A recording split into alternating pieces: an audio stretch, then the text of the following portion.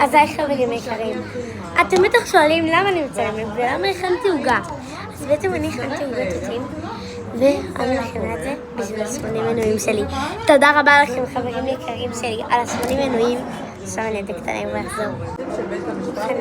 זה גם קורה. כשאת מגיעה למצב בוועדה שיש לך 10 אנשי טיפול, 10 אנשי טיפול, סבבה, כל אחד אומר את הדעה שלו, אחד אומר את זה, אחד אומר את זה, וכולם בפחד.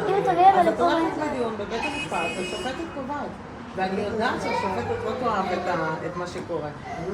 כי היינו בדיון הקודם לפני... וואי, הנהל, מה יהיה עם זה? מצוין, סטייל. זה מאוד לא פשוט. חזר. אני חושבת שזה חוצפה וזה...